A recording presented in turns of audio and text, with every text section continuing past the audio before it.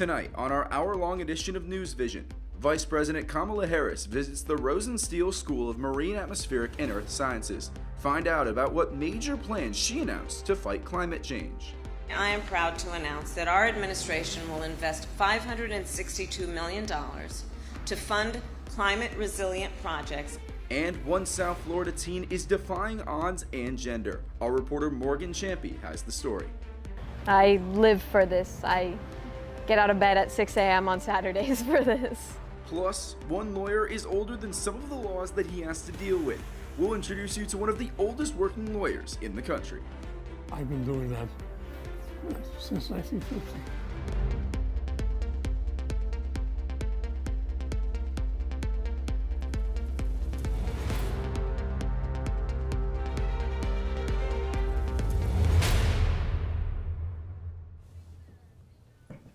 Hello and welcome to a special hour-long edition of NewsVision. I'm Cal Friedman. And I'm Bella Popaduke. Thank you so much for joining us tonight. It's official. President Joe Biden has declared he is running for re-election in 2024. Biden released a video on Tuesday, framing the 2024 election as a fight against Republican extremism. Biden argues he needs another 4 years in the White House to fully restore the nation's character. While he has significant legislative record to run on, Biden is facing low approval ratings and questions about his age. At 80 years old, he's already the oldest president in United States history. This announcement came 4 years to the day that Biden made his official 2020 bid. And this contest could look very similar to that one, with a potential rematch against former President Donald Trump. I mixed around the order there. President, and all he embraces as an aberrant moment in time.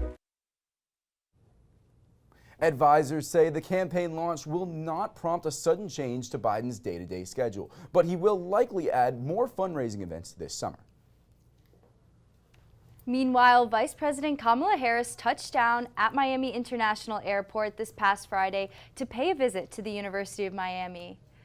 Harris toured the Rosenstiel School on Key Biscayne and met with faculty and students. The purpose of her visit was to announce a $560 million project to help protect communities against the impacts of climate change.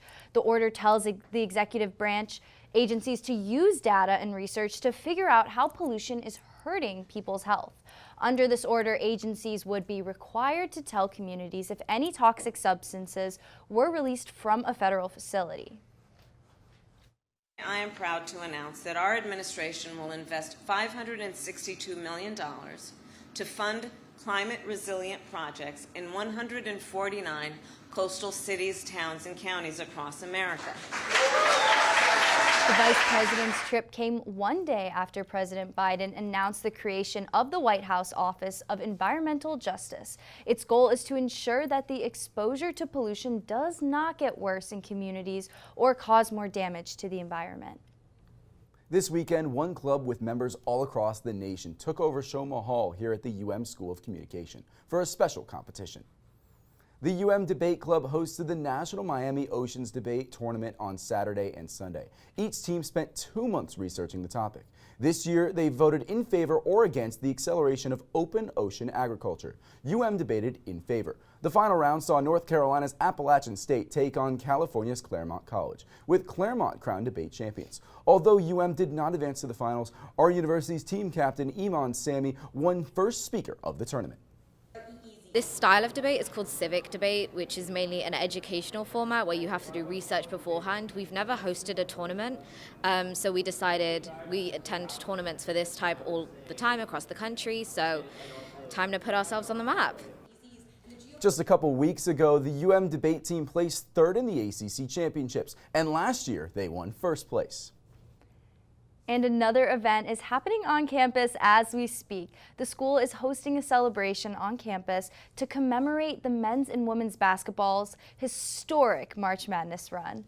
Lead reporter Daryl Barnes is at the Lakeside patio to tell us all about the action. Daryl, what's going on over there? Guys, as much as I wanted to come out here and point and say, can you guys feel the energy here at this pep rally? I'm gonna be honest, it's been a roller coaster of emotions out here tonight.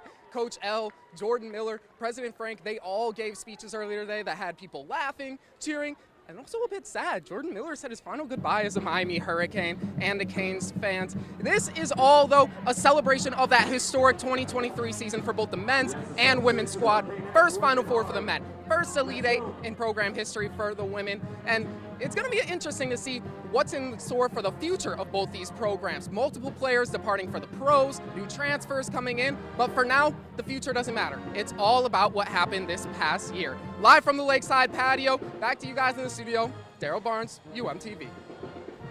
Looks like a lot of fun. Daryl, thank you. One national organization held an event on campus last week to raise funds for cancer research. J. Rivero has the details. This year's Relay for Life fundraiser took place on campus at the Foot Green. The event included a mechanical bull, petting zoo, speeches, food, and games.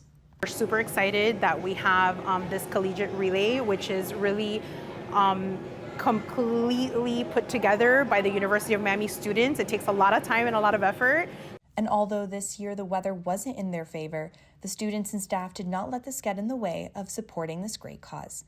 They gathered near the Richter Library and played a couple rounds of musical chairs. Meanwhile, they shared some laughs and made the most out of the situation. Once we got the call, we moved everything under the breezeway, and they really were determined to keep the games and the fun going, so I definitely helped do that. And as soon as we got the all clear, got them back out here.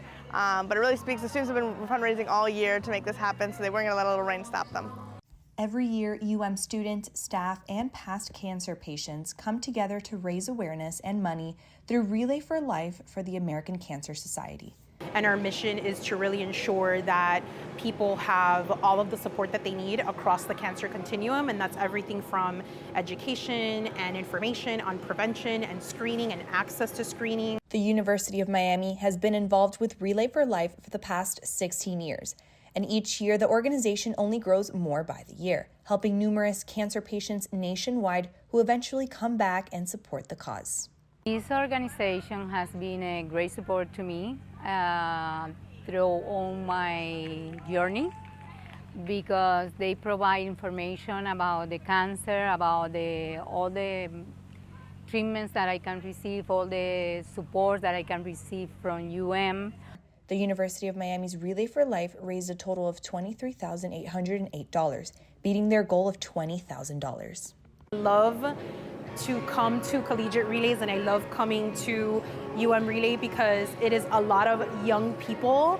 Like, this is the future of who is going to really fuel change for our community. Relay for Life at the University of Miami will take place again next year during the spring semester, and students can expect to see the program only go up from here. Reporting for UMTV, I'm Jayra Rivero.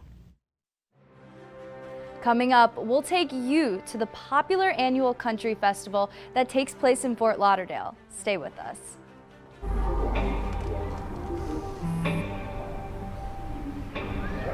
I don't know why you're so sad. You've got a roof over your head. You gotta stop with that depression stuff.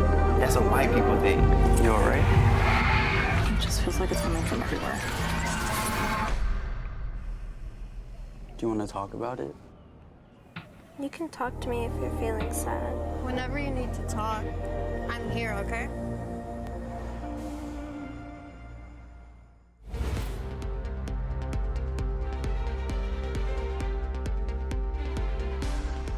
Several big changes have happened at major news networks. One of Fox News' most popular media figures is out. The network announced it is cutting ties with Tucker Carlson, the host of Fox's top-rated newscast. It is the end of one of the most controversial shows in cable history. This comes after a settlement in the defamation lawsuit against the Dominion voting system. The Dominion voting lawsuit settled for more than $750 million, where text revealed Carlson contradicting the information he shares on air. Carlson's show consisted of xenophobic, anti-immigrant, and conspiratorial rhetoric. In result, multiple lawsuits were filed against the network, including one filed by former Fox News producer Abby Grossberg, who claims the team engaged in sexism. And the big lie turned into the big grift, and shockingly, even after January 6th, many at Fox News, including the recently departed Tucker Carlson, kept that up just for ratings. Carlson was with Fox News since 2009 and anchored in the network's primetime slot since 2017. His show regularly drew in over 2.5 million nightly viewers and was ranked as the most watched primetime news program at the start of this year. And Tucker Carlson is not the only high-profile news anchor to depart their network. CNN also confirmed they fired its longtime news anchor, Don Lemon, on Monday. The network has not given specific reasons for cutting Lemon, who worked at CNN for the past 17 years. But this comes amid a number of negative headlines and controversies that involve Lemon over the past few months, including disparaging comments he made about South Carolina Governor Nikki Haley. Lemon said he was not told by CNN executives that he was fired. In a Twitter statement, he wrote, quote, "At no time was I ever given any indication that I would not be able to continue to do the work I have loved." Jerry Springer, the TV personality best known for his self-named talk show, has died today after suffering from a brief illness. His family confirmed he died peacefully in his home in Chicago. Springer graduated with a political science degree from Tulane University and spent the early years of his life working in different political fields, including serving as the mayor of Cincinnati in the late 1970s. After failing to win the nomination for governor of Ohio, Springer began working in broadcast stations as a journalist. In the 1990s, this became a career as a talk show host, where the show he is known for today got its start. He left television in 2022 after a failed spinoff show titled Judge Jerry. Jerry Springer was 79 years old. One South Florida company combines music and environmental conservation, and now they're cleaning up the aftermath of their annual music festival. Kayla Butter has the story.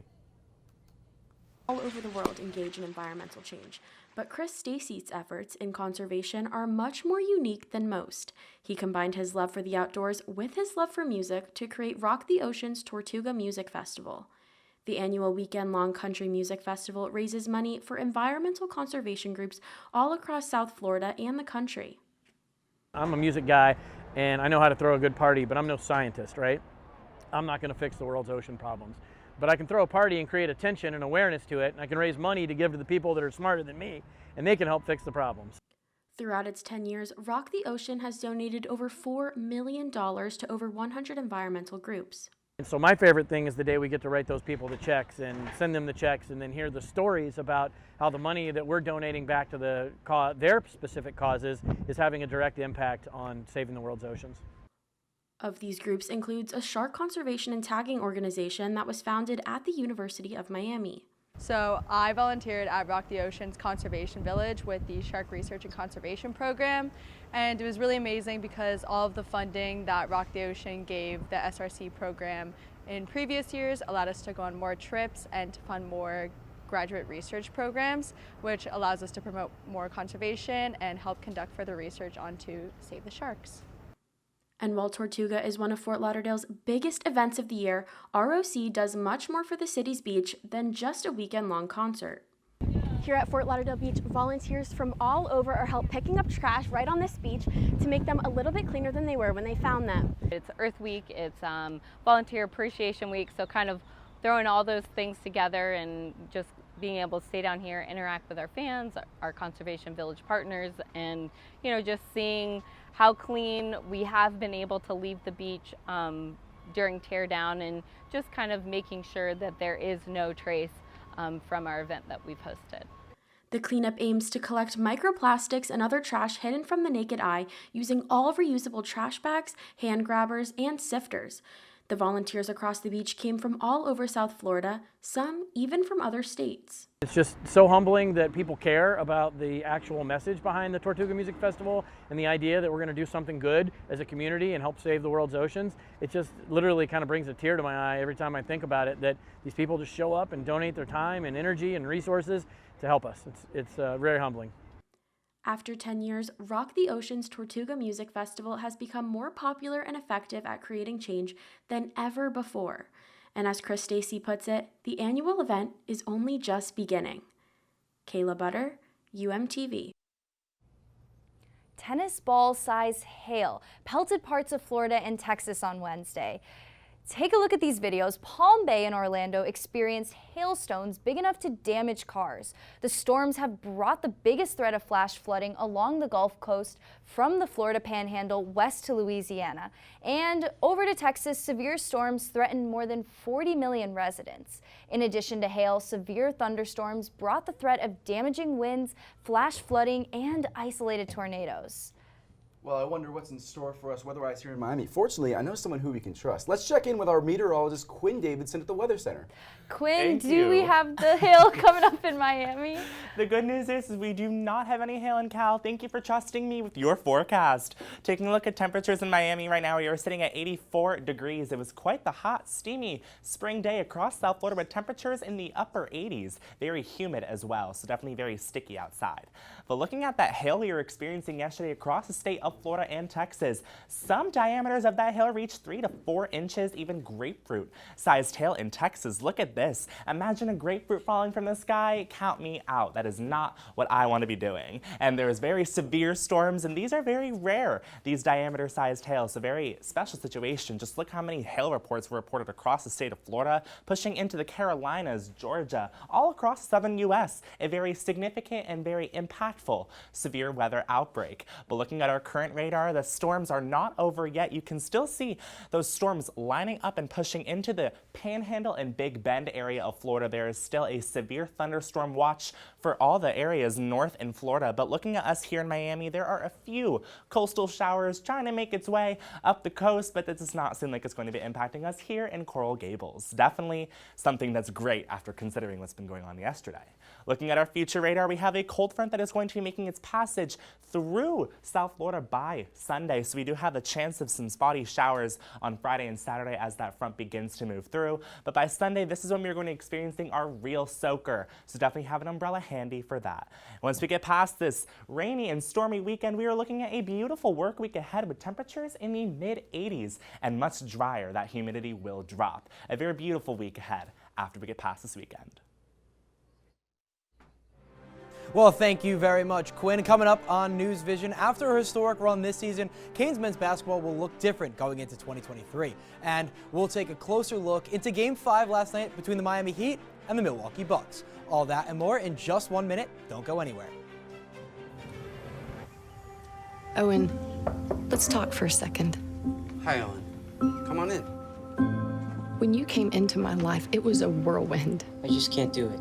It'll come to you. It won't. We had a lot to learn about each other. A lot. Hey, looks good. Things were changing so quickly. Uh-oh. We didn't know what the future would hold.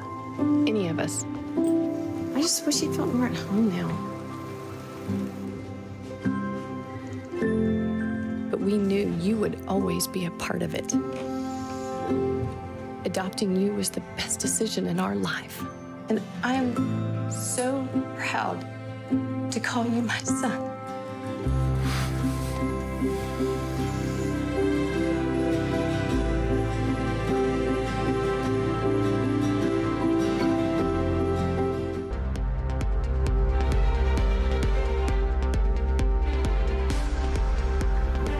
Hello and welcome to sports. I'm Andrew Klein. The Miami Heat faced off against the Milwaukee Bucks in Wisconsin last night in Game 5 of the first round of the NBA playoffs with a chance to clinch the NBA's first 8-seed upset since 2012. Let's take you out to the Fiserv Forum for the highlights.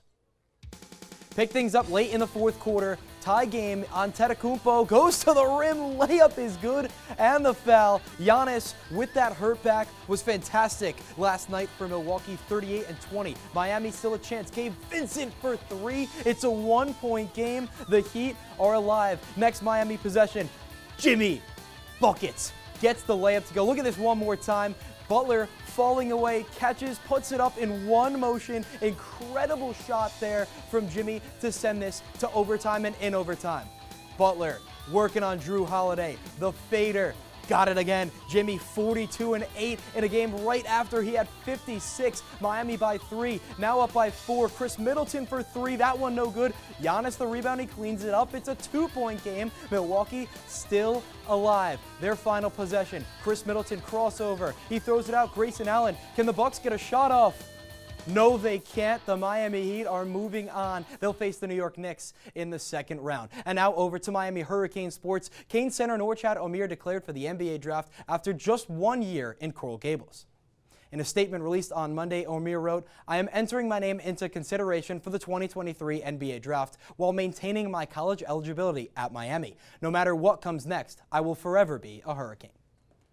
Omier will keep his college eligibility throughout this process and is currently one of 242 players to enter their names into the upcoming NBA draft, including teammates Isaiah Wong, Jordan Miller, and Nigel Pack. Omier averaged a double-double for the Hurricanes this season, putting up 13 points and 10 rebounds on a per-game basis in his first year in the green and orange. Omier helped lead the Hurricanes to their first Final Four in program history this season before the year was ended by the eventual national champion UConn Huskies.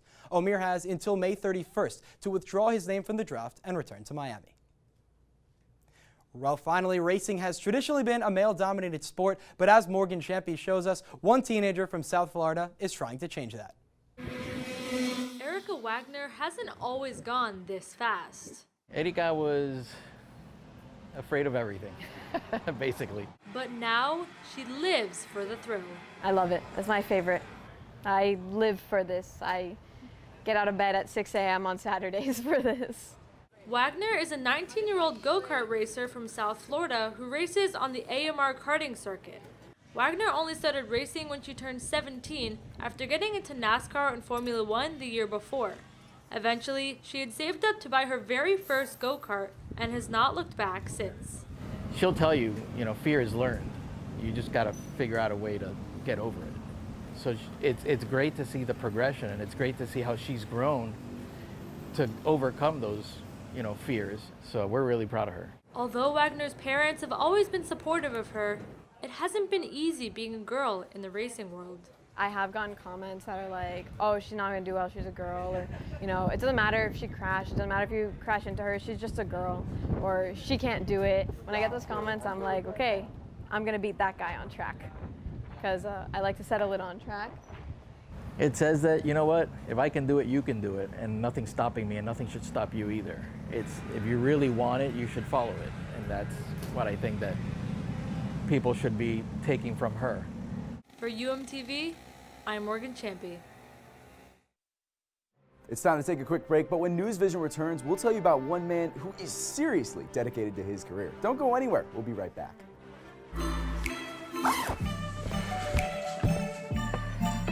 Yo, camping buddy. Okay, you guys ready? Dude, I thought you were driving. I thought you were driving. Oh, I never said I was driving. I definitely can't drive. Okay.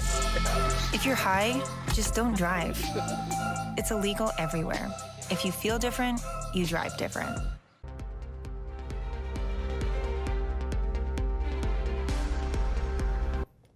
Late actress Carrie Fisher, best known for her role as Princess Leia in Star Wars, will receive a posthumous star on the Hollywood Walk of Fame.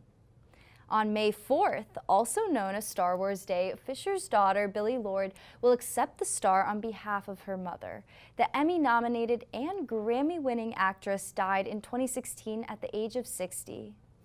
Miami has become a hub for people with spinal cord injuries because of its favorable climate and accessibility. The Miami Project to Cure Paralysis is one of the many organizations that help people with disabilities not to give up on their dreams. One of these people is Lily Zambrano. Lily was injured in a car accident when she was 19 and has had to make many adjustments and sacrifices to fit her new normal. But thanks to the Miami Project and its doctors, her dream of being a mom was not one of them. Pregnancy with or without a spinal cord injury is not something that is going to limit a woman to live their lives fully, right? The same way as they would do before getting pregnant. I know I have my limitations. That's a thing that I don't wake up every morning thinking of, oh, I'm a quadriplegic, not at all, but I know what are my limitations, and I learned to live with it, and I'm happy. Lily is truly an inspiration and proves that regardless of her injury, she is making strides in not only her community, but also her life. She welcomed a beautiful baby boy on April 22nd and says she's excited for her new chapter. Congratulations, Lily. And finally, some of us here at NewsVision, Cal and myself included, are just a week away from graduation. And I can say without a doubt that all of us are wondering if or for how long we will end up working the jobs we get in the real world. So this next story is an inspiration to all of us. Zoe Skurlos introduces us to one UM graduate who's been working the same job for more than 70 years. In many ways, Jay Simon is your typical lawyer. He is passionate about his work. He cannot imagine doing anything else. And he is diplomatic, professional, and knowledgeable, qualities that are vital to this legal mediator. It is a profession that requires a certain type of person and a certain type of ethics. And I enjoyed it. I loved every facet of it. But there's nothing typical about Jay. I've been doing that since 1950. You heard that right. Jay Simons has been practicing law since he graduated from the University of Miami 73 years ago. And he continues working despite the fact that he recently turned 100 years old. If I just sit long enough, I grow roots. And believe me, I just got to do something and I got to go. The former World War II veteran and former judge is one of the oldest practicing attorneys in the state of Florida, and he still works as a mediator every day. I used to have to go to the office at 9 o'clock or 10 o'clock and, conduct it just like I did in Zoom. But now they flip a switch and there I am. Just shortly after a meeting at a Miami Beach hotel, Jay Simons and his wife Nancy decided to get married after only 10 dates. And then they both came here to the University of Miami to get their degrees. He was the most eligible bachelor That's true. in all of Broward County, and he's the one that told me that, so I believed him. I believe him. Nancy and Jay have been married for almost 70 years and had 3 children together, Andrea, Daniel, and Joe. Our main theme is don't go to bed angry. We learn to live with one another and enjoy life, and we love each other, and that's what it's all about. That and the fact that at 100 years old, Jay is still going strong.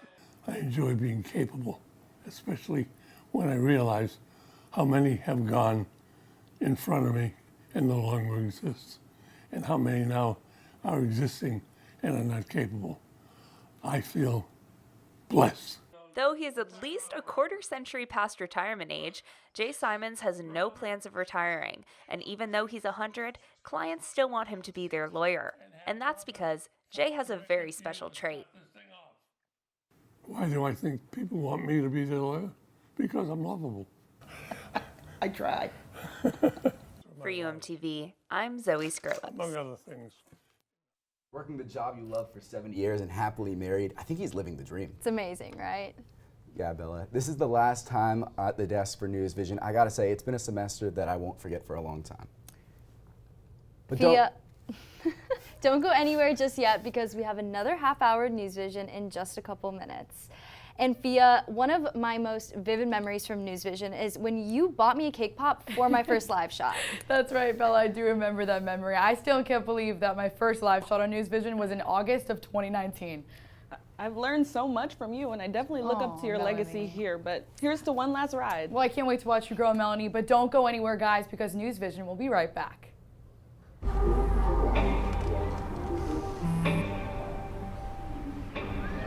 I don't know why you're so sad. You've got a roof over your head. You gotta stop with that depressing stuff. That's a white people thing. You alright? It just feels like it's coming from everywhere. Do you want to talk about it? You can talk to me if you're feeling sad. Whenever you need to talk, I'm here, okay?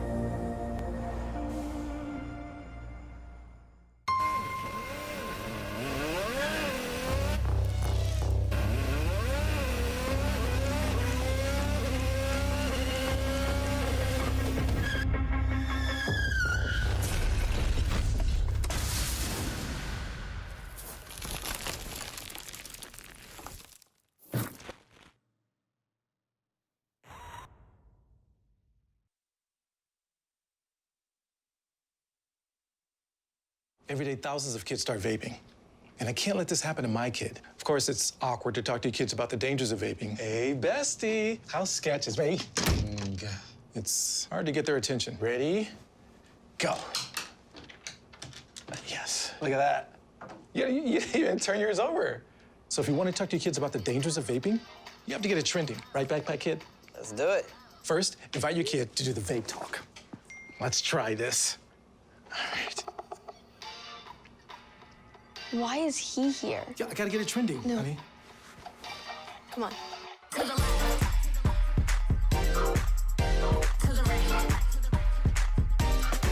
Let's go.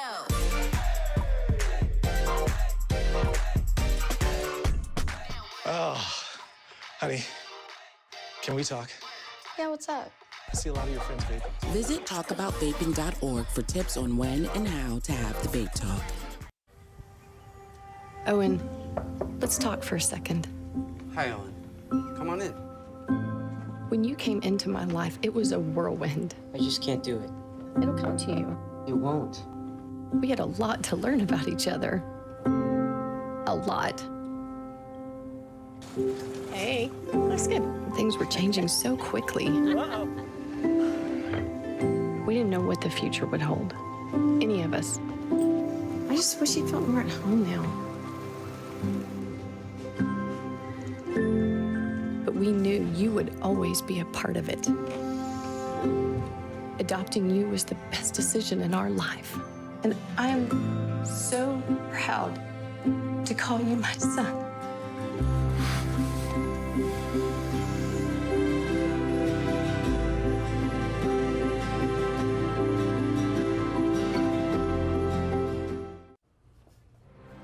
On this last edition of NewsVision of the semester, Disney World is taking Ron DeSantis to court. The most magical place in the world is suing the Florida governor as the state's war with the theme park continues. Plus, one campus organization is raising support for sexual assault survivors by wearing denim. And later on, former UM athletes team together to keep an old Spanish sport alive.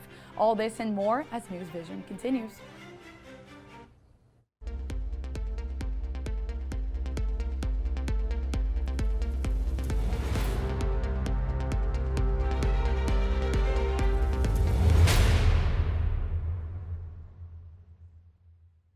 Welcome back to the second half of the NewsVision hour-long special. I'm Melanie Lowe. And I'm Sophia Vitello. Thanks for staying with us. On Sunday, Miami-Dade County Mayor Daniela Levine Cava hosted her second community event since announcing her re-election campaign. Daryl Barnes visited Ludovici Park to learn more about the upcoming race and how it hits close to home for one UM student. As the race for Miami-Dade mayor is gearing up, Chicago native Colby Kelly says local politics is her way to make an impact in South Florida. The only way to get out and change what is actually going on with the world is by voting locally. On Sunday, the UM sophomore helped out Miami-Dade Mayor Daniela Levine Cava's second campaign event since the mayor officially announced her re-election campaign on March 1st. Join me once again on this journey. And on Monday, Cava's first competitor, conservative social media influencer Alexander Oteola, held and streamed his first campaign event. I'm excited to launch my campaign as candidate for mayor. But while Oteola used his media platforms to his advantage, Cava focused on her people skills.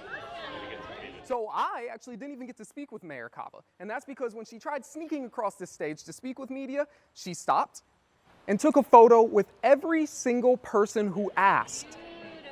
That personal appeal makes me feel that I'm not only seen, but my voice is heard. And Cava hopes that through events like these, she can win over voters early. Meanwhile, Colby hopes they lead to more young voters getting involved in local politics. Our generation needs to be the voice that makes a change, and the only way we're going to do that is by voting and voting locally. For UMTV, I'm Daryl Barnes. University of Miami College Republicans Club hosted an evening with Coral Gables Mayor Vince Lago on Monday night. Mayor Lago was elected in April 2021. He's the youngest mayor elected in the city's history. UM students who attended the meeting learned about the mayor's journey and what he has done for the community while in office. We wanted to end the year with a bang. We were looking at different politicians that we wanted to bring into campus, and we realized, first of all, Vince Lago is local to UMiami. He lives around the area, and we wanted to have someone that could understand some of the complaints students may have. One initiative Mayor Lago spoke about was Open Door Fridays, where Coral Gables residents can come into his office and speak face-to-face about anything in the community. The mayor said about 40 people came in last Friday to discuss various issues with him. This week, Florida Governor Ron DeSantis visited 3 countries as a part of his 4-nation trade mission. Many see the international trips as an attempt by the potential Republican candidate to heighten his diplomatic presence. Earlier this week, the governor traveled to Japan and South Korea to meet with officials. And today, while in Israel, he signed legislation to fight hate crimes in the state of Florida. DeSantis says this is all an effort to keep the peace, improve economic relationships, and instill Florida's position as an economic leader. It's really impressive to see, and the people have been great. And we're just fortunate to be able to be here and talk with business leaders who are, see the world similar to how we see it in Florida. While talking to the Japanese media on Monday, DeSantis denied that he is a candidate in the 2024 presidential race. The Florida governor is set to continue his overseas travel in the United Kingdom next. And back here in Florida, Walt Disney Parks and Resorts is suing Governor DeSantis and the board he appointed to oversee Disney's special taxing district. The federal lawsuit was filed minutes after DeSantis' board voted to nullify an agreement between Disney and the previous board in February, just before the board's dissolution. It's the latest escalation in the fight between DeSantis and Disney. For half a century, Disney has had control over the land around its Central Florida theme parks. The February agreement gave Disney development rights in the area for the next 30 years. DeSantis moved to take away that power after Disney's former CEO criticized a bill DeSantis signed banning discussion about sexual orientation and gender identity in certain elementary school grades. And while Disney is embroiled in a court battle with DeSantis, Walt Disney World is making some not-so-magical announcements. The company says it's laying off several thousand workers this week. Disney is eliminating 3% of its global workforce, or about 7,000 jobs. The cuts affect those who work in the parks under the entertainment and experiences divisions, as well as ESPN. This is the second of 3 waves of layoffs. Disney's chief executive Bob Iger has said the goal is to save $5.5 billion. Continuing with the Disney theme, its popular show Disney on Ice is here on campus this week. Jaira Rivero is live at the Watsco Center with more on this event. Jaira, how's it going? I'm here at the Watsco Center where Disney on Ice is presenting its show Into the Magic. The event started at 7 p.m. and the audience will see performances from different Disney characters. Spectators can expect to see Anna and Elsa in their journey into the North Mountain, Moana and Maui joining together to save their island, and Belle in the Enchanted Castle. Before the event started, there were kids running around with their favorite Disney costumes on, and there's still some families trickling in excited to see what the show is all about. The first show was yesterday, and it's going to continue on into the weekend. And if you want a reminder of your favorite shows of Disney, this is the place to be. Reporting live for UMTV, I'm Jaira Rivero. Jaira, thank you. And coming up on NewsVision, one of the largest fundraising events came to UM to raise money for the American Cancer Society. We'll tell you how the community rallied together for a future free of cancer. UMTV has made such a huge impact on my college experience. I couldn't imagine these past 4 years without it. I've watched myself grow so much as a person, as a reporter, and just all around learn so many things that you can never learn in a classroom. It's been such a great experience, and I'm so thankful for the people that I've met along the way. Being a part of UMTV over the last 4 years is an experience that I don't think I'll ever get back anywhere. I mean, it gives us the opportunity to do what we want to do every single week, whether that's live or recorded. And we get such great support from our staff, our engineers, that give us the opportunity to do what we love every single week. And I wouldn't trade that for anything.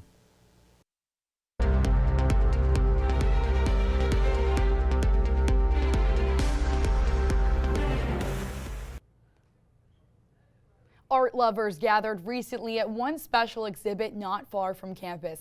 It was special because paintings were not the only thing on display at this art show, but also emotions. I had a chance to visit the exhibit. Take a look. They say a picture paints 1,000 words, and if that's true, this room echoes with words like I miss you and I love you. Dozens of people gathered at the Perrin Community Center in Miami recently to hear and see the words and expressions of their loved ones for the very first time. The artwork scattered along these walls is crafted by artists who spend all day, every day creating.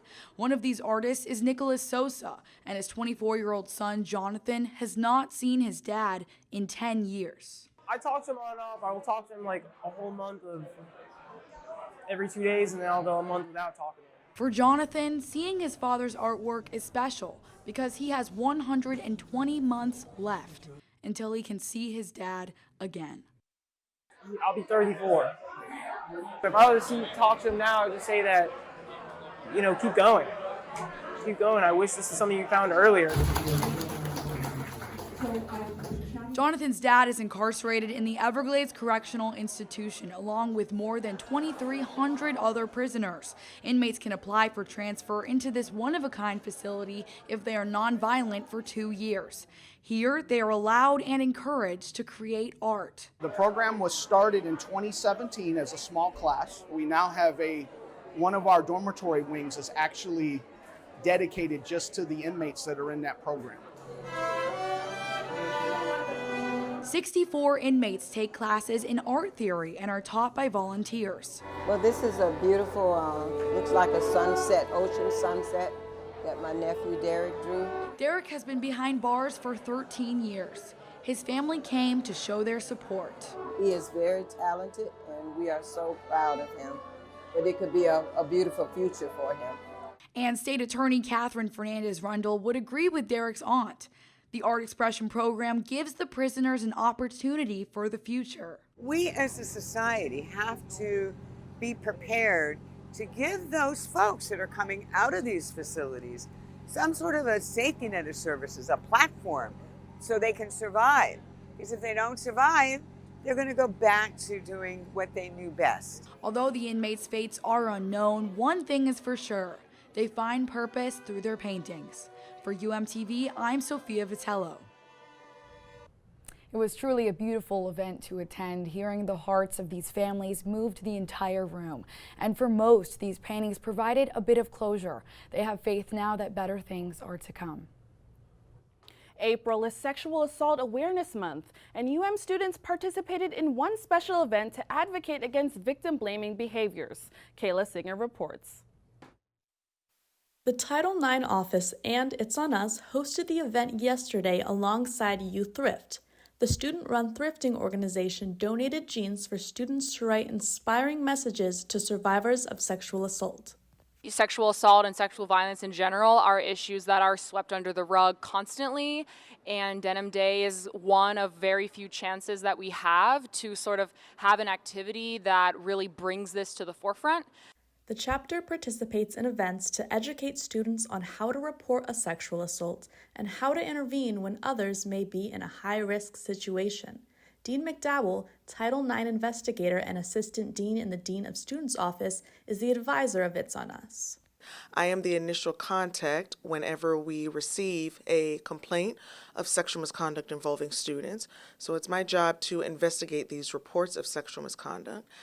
There are several ways to file a report, including an anonymous online report form. You can even just stop by the Dean of Students office or give the office or Dean McDowell a call. I would say, please don't hesitate to report something if it makes you uncomfortable, no matter how big or small, right? If you are reporting something, again, I can't stress it enough, you will speak directly to me first before I speak to anyone. So even if you're unsure about it, even if you don't know if what you allegedly experienced, even if you feel that it may not be a violation of anything in our policy, or if you're feeling like maybe it's, quote, not a big deal, still, you don't have anything to lose. I won't do anything that you're not comfortable with me doing. So I always encourage to please at least report it so at least it could be documented. Dean McDowell also stresses the importance of community education on sexual misconduct. The vicious cycle is we really try to educate the UM community before things like this happen. As Sexual Assault Awareness Month wraps up, It's On Us provides support to students in need. Reporting for UMTV, I'm Kayla Singer.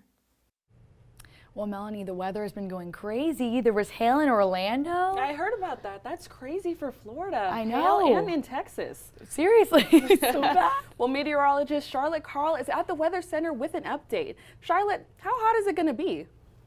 Well, it's going to be warm. Right now in Coral Gables, we are sitting at 83 degrees, feeling more like 90 because of that extremely high humidity and no wind to cool us off. And another thing we are heading towards is hurricane season. June 1st marks the start of hurricane season, which is 34 days away from today. So let's take a look at some of the names we're looking forward to this season. Arlene is our first A name. We have Cindy in the C's. Which was our most destructive storm of last season, is Idalia. And then we have Ophelia, little historical Shakespeare reference, and Whitney to top it off in the W's. Although this hurricane season is likely to be less active because we are in an El Nino year. With El Nino years, we actually see a reverse of the normal pattern where we have trade winds coming from the west, blowing from the east. And these winds actually shift to turn completely the opposite way, which brings this warm sea surface temperature anomaly over to South America. This results in a shifting of the hurricane tracks up to the north. So they generally skirt the east coast because of these shearing winds coming from those warm sea surface temperatures. And as we take a look to our current sea surface temperatures, we see that there is a pretty significant warm anomaly off of the coast of South America, so it was likely to be a less active hurricane season. Here in Miami, though, we have some scattered showers throughout this afternoon. Definitely going to need to pack your umbrella because it's going to be a wet one with some scattered showers throughout the weekend.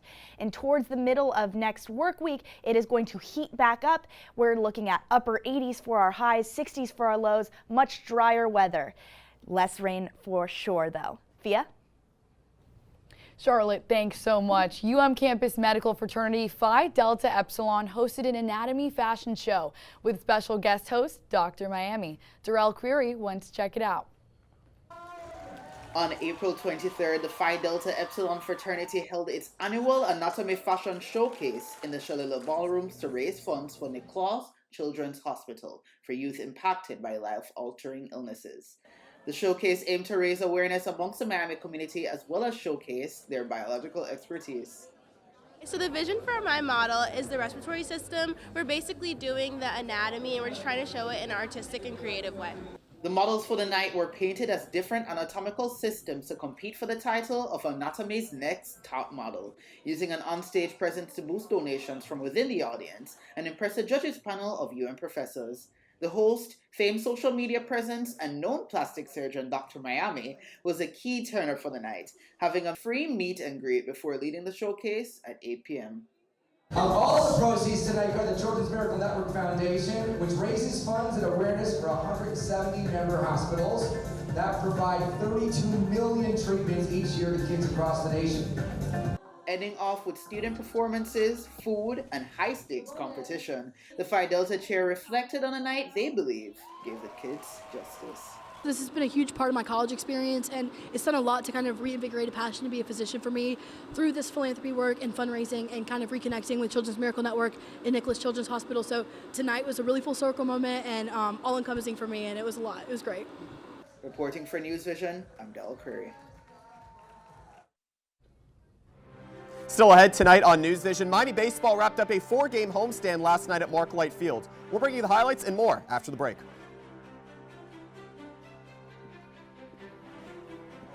I'm literally not involved in anything else because I just do this around the clock. UMTV to me is all about family, and I know that's so corny and like eye roll worthy, but it really is.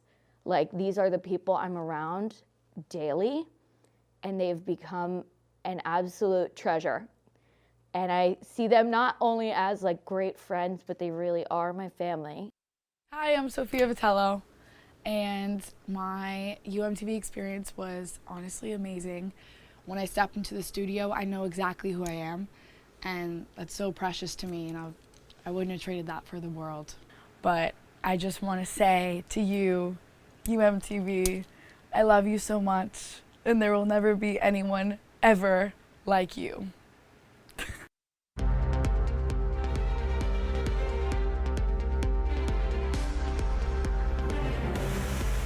Welcome to sports. I'm Wyatt Kopelman. The ACC Baseball Championship is nearly 3 weeks away for Miami baseball, and the Hurricanes took down Florida Atlantic Tuesday at Mark Light Field. Let's head over to the ballpark to see how those highlights. Now this one was a hitter's fest early on. Zach Levinson hitting his 9th home run on the season. Miami taking an 11-4 lead just in the 4th inning. And there were 4 home runs in that inning as well. Miami homered 6 times on the evening against its rivals from I-95. And boy, Florida Atlantic went home disappointed despite making a late run in this one. It was a huge night for Levinson, not to mention Yohandy Morales and CJ Kafis also homering in this inning for Miami as well. The Hurricanes have 82 home runs on the year to lead the Atlantic Coast Conference. There you see a breaking ball sent into the sky from Blake Sear, the Windermere, Florida native, has had an outstanding freshman year for Miami, and Miami goes on to win 12-9 after a 3-game series against Georgia Tech.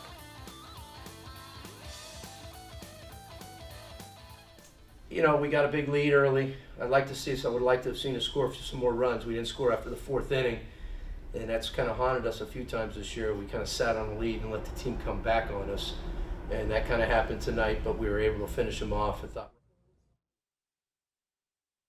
Games at Mark Light Field to begin a season since 2015. With 22 wins and 4 losses at home, the Hurricanes played the Louisville Cardinals tonight and won the first game of the series 6-5. And one man in North Miami Beach is helping to revive an old mall, but he's not doing anything new. Instead, he's the leader of a timeless sports business. Patrick McCall explains tonight. 163rd Street Mall is usually quiet and empty, but there is one pop-up at the mall that brings in a lot of people. We started this show about 18 months ago, and it's been very successful. On our first show, we found a LeBron James rookie card, 10 PSA, graded as a 10 autograph, and the 10 card is worth a couple of $100,000. Sinbad is the owner of Sinbad Sports in North Miami Beach. Once a month, he hosts the Miami Card and Memorabilia Show, a chance for other cardholders, sellers, kids, and fans to come out and get a glimpse at sports history. Most of the vendors have a burning passion for sports, yet that doesn't mean that every vendor is only interested in sports. I like Pokemon and anime, love cars and die-casts. So these are just like all different stuff that I personally like have in my home and collect myself. Michael DaCosta says that he still holds a regular day job. For other vendors, their card business comes first. A serious but lucrative investment. I've sent cards where I get to my auction company, I start selling $3,000 items, $4,000 items, $10,000 items. Just on instance, I just sold a Michael Jordan rookie card for $15,000 at my auction. Willie McCoy started collecting cards when he was just 7 years old. He says that his auctions typically net $60,000 to $80,000 a month. For some people, the sports card show gives them a chance to make money. For others, the impact means so much more. The more of these I fill up, I feel close to my dad, even though he's gone. So whatever keeps this going is what I'm after. Kyle Kelly first got involved in the business by collecting athletes' autographs. Alongside his father, a young Kelly managed to get every player on the Phillies' spring training roster to sign his hat. We've always done stuff like that together. It was the way that we bonded. So this is just a way to keep it alive. Over the years, Sinbad's worked with athletes such as Floyd Mayweather and Dennis Rodman, helping them out at autograph signings and delivering even more sports memorabilia to the people of South Florida. Sinbad will host the event again next month on May 7th. He hopes to bring more sports lovers through the doors. Reporting for UMTV, I'm Patrick McCall.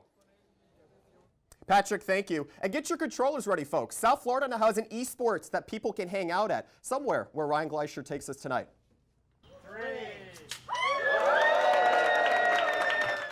A ribbon cutting 5 years in the making. Rock Esports opened its doors to the public Saturday morning, bringing excitement to many of South Florida's gaming lovers, like Johan and George, who looks forward to playing with others in the community. Oh, I've been gaming since I was 3 years old, so just very excited. This is great. Every Friday I'll probably be coming. Yes, a few times a week, maybe just one time a week. Rock Esports was the first gaming spot in Miami-Dade County where people could gather with their friends and play any of their favorite games. And if you don't mind, I'm going to play my favorite game, Borderlands, right now. For co-founder Cody Diericks, it is the atmosphere that makes him happiest with what he's built, and the possibility that he is helping build future friendships. The energy is immaculate. You can't find this anywhere else, definitely not at home.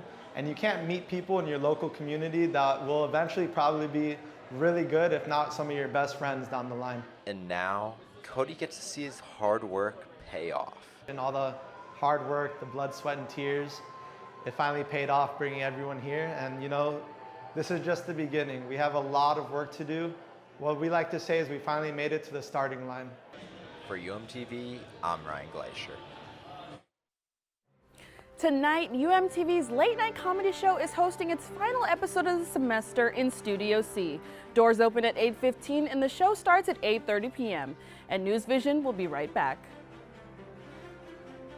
I feel like I wouldn't be where I am or who I am today without the things that I learned here and the professors and the faculty that took me under their wing and spent hours and hours and hours training me. I think my biggest advice is to just take UMTV for what it is. It's fun, and you meet a lot of really amazing people here.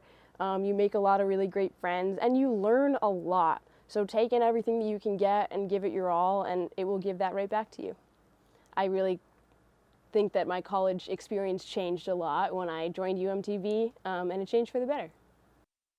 I did sports desk because I wanted to do sports. Never thought that I'd end up doing news, but here we are running the show. And first of all, Professor Jewelby and Professor Treadwell are the best of the best. They are the best professors you're going to find in the industry. They're the best people at any communications school across the country. And honestly, I would just say embrace their knowledge and take what they say seriously. Here at UMTV, I've met some of my best friends that I'll have for the rest of my life.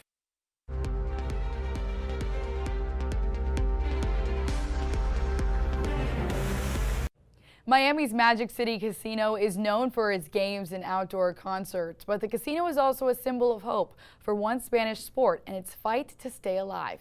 Daniel Toll has more. The Magic City Casino Fronton is the world headquarters for the fast-paced Spanish sport of jai alai.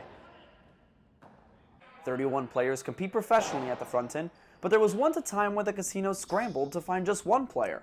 That led the casino to turn to former University of Miami athletes as candidates to play. So my story, around November 2017, I got my first email. And I looked at it, and like everybody else thought, it was a spam mail. So I ignored it. At first I didn't believe it was real, of course. I was like, no way, this is a thing. And for these former Canes who never played a game of professional jai alai before, this new opportunity came with some culture shock. I was kind of like hesitant about it all. Like I was, being skeptical, until we, saw the court for the first time. It was like, really eye-opening experience. But Magic City Casino did not just task these athletes with learning how to play jai alai, they also tasked them with saving the sport from extinction. Today, Magic City is the only Fronton left in the U.S., and the Miami-made jai alai players are using the U to keep the sport alive. Magic City found us, and they know that Canes, everybody has swagger. So that's the way that we're revamping this sport. The Magic City Fronton may be the last one standing in the country, but the sport is far from dead. Magic City Jai Alai rebranded to the World Jai Alai League last year and signed a multi-year deal with ESPN. Reporting for UMTV, I'm Daniel Toll. Well, guys, I'm really sad. This is the end for all of us. Now what? I'm just kidding. No, we're all so amazing. I'm so proud of everyone here. I've known you for, seems like 500 years. Get away from me now. I'm done. Okay. Okay, nobody wants to talk to me. Goodbye, UMTV. Okay. Yeah, goodbye. We love you, UMTV. For my last time, that's all we have for this special edition of NewsVision. Thank you for joining us. We love you all. And we'll see you back here in the fall. Well, I won't. You won't see me or us. You'll see everybody else. Until then, have a great night and have a safe summer. Bye, guys. Ciao. Ciao.